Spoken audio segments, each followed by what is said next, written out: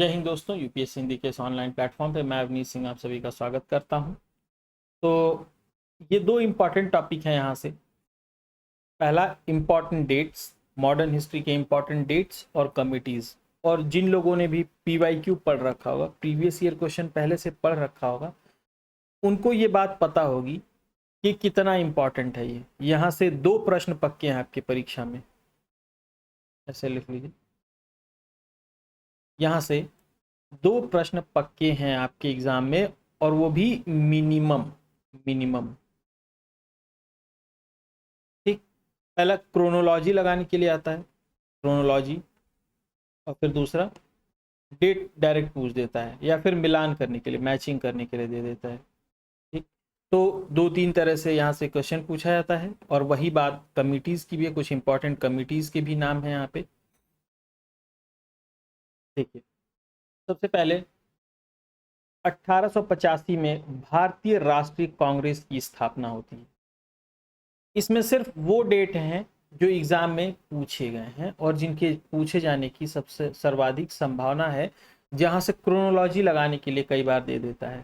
ठीक। जैसे पहले भारतीय राष्ट्रीय कांग्रेस की स्थापना, सूरत विभाजन, मार्ले मिंटो सुधार, फिरोज शाह मेहता का निधन, ऐसे दे दिया। अब लगाइए, पहले कौन सा था? सूरत विभाजन हुआ था पहले, या पहले मार्लो मिंटो सुधार आया था, या पहले फिरोज शाह मेहता का निधन हो गया था? तो इस तरह से क्रोनोलॉजी में लगाने के लिए देता है। ठीक। तो मैंने छाट करके नोट्स बना दिया आप लोगों के लिए। ठीक। 1885 में भारतीय राष्ट्रीय कांग्रेस की स्थापना होती है। ठीक। आईएनसी की स्थापना कौन करता है? कमेंट में बताएंगे आप लोग, कौन करता है भारतीय राष्ट्रीय कांग्रेस की स्थापना? अच्छा, दो चीज है। एक तो कौन करता है, कौन करता है, और दूसरा इसकी पहली पहली बार जो है इसकी अध्यक्षता, नहीं ऐसे, इसके अध्यक्ष कौन थे पहले बार इसके अध्यक्ष कौन थे? देखिएगा, हिंदी वाला जो थोड़ा सा स्पेलिंग है, मतलब मात्रा है, वो थोड़ी गलती हो सकती है, क्योंकि बहुत ज़्यादा हिंदी लिखने का अनुभव है नहीं मेरे पास। ठीक। अध्यक्ष या फिर प्रेसिडेंट बोल लें। ठीक। तो सबसे पहला अध्यक्ष कौन था और इसकी स्थापना किसने की थी? दो अलग अलग चीज़ें हैं, दोनों में कई बार लोग कंफ्यूज हो जाते हैं। ठीक, कंफ्यूज नहीं होना है। करेक्ट। और दोनों के नाम कमेंट बॉक्स में आप लोग बताइए। सूरत विभाजन कब होता है? 1907 में। 1907 में। मार्ले मिंटो सुधार, पृथक निर्वाचन प्रारंभ, किसके लिए पृथक निर्वाचन प्रारंभ किया गया था? ये आप लोग कमेंट बॉक्स में बताइए, किसके लिए किया गया था? मुसलमानों के लिए, सिख के लिए, ईसाइयों के लिए, महिलाओं के लिए, एससी एसटी के लिए, लेबर्स के लिए, किसके लिए किया गया था? इनमें से किसके लिए किया गया था? कमेंट बॉक्स में बताइए आप लोग। 1915। 1915 फिरोज शाह मेहता का निधन होता है। 5 नवंबर 1915 को फिरोज शाह मेहता का निधन होता है। कांग्रेस और लीग के मध्य समझौता होता है 1916 में। कब होता है? 1916 में। जलियनवाला बाग हत्याकांड, जलियनवाला बाग हत्याकांड 13 अप्रैल 1919। 13 अप्रैल 1919। फिर उसके बाद 1920 में, 1920 में असहयोग आंदोलन। 1920 में असहयोग आंदोलन होता है।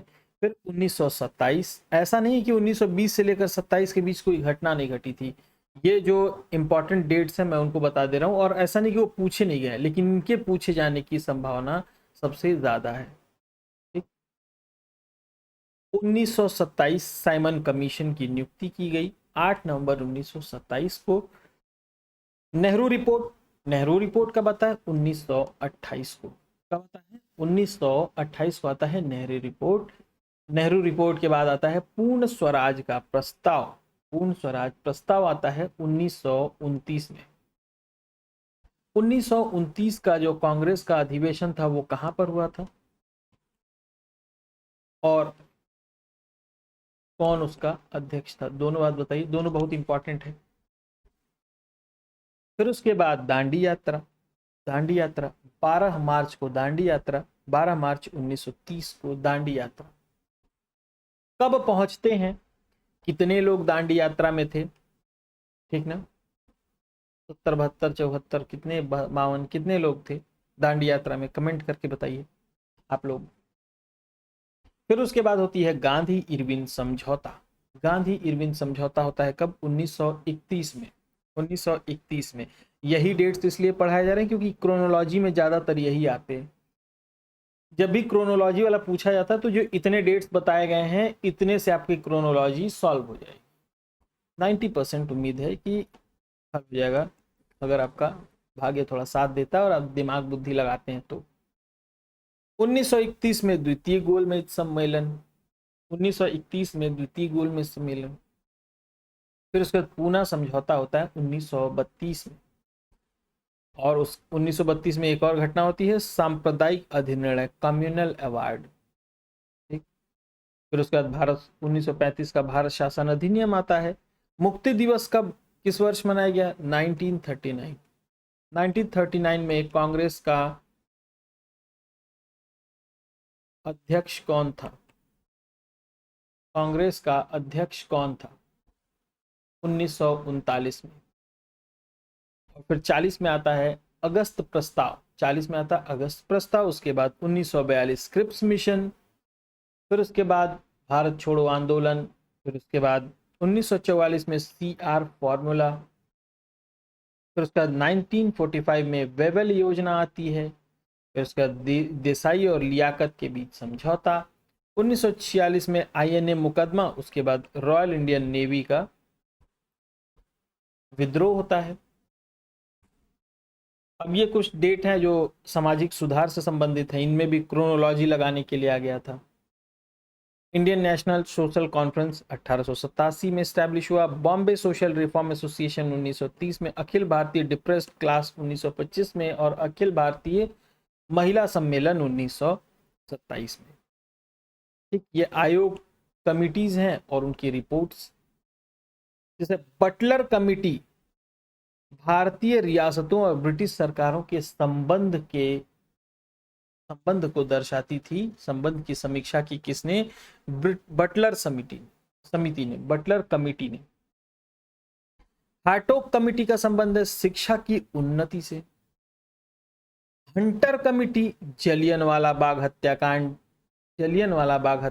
के लिए बनाई गई थी। उसकी समीक्षा के लिए कौन सी समिति बनाई गई थी, हंटर कमिटी। Hunter committee.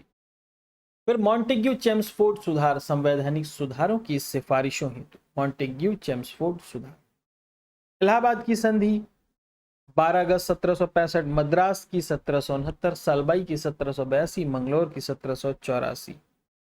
अब ये अकाल का क्रम है और किस क्षेत्र में पड़े, पश्चिमी उत्तर प्रदेश क्षेत्र में 1860 में, बंगाल उड़ीसा, बिहार बंगाल उड़ीसा में 1865 में,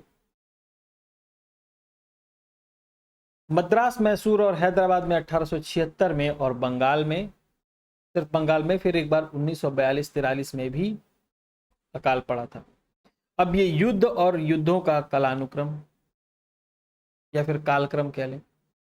शकरखेड़ा का युद्ध 1724, बेदरा का युद्ध 1759, बक्सर का युद्ध 1764, पोर्टोनोवा, ये फोर्ट नोवा नहीं है, पोर्टोनोवा का युद्ध 1781, मुदुकी का युद्ध 1845, प्रथम आंग्ल मैसूर युद्ध होता है 1767 से लेकर 1769 तक, तृतीय मैसूर युद्ध 1790-92, प्रथम आंग्ल बर्मा युद्ध 1824 से 26 तक, प्रथम आंग्ल सिख युद्ध 1845 से 46 तक।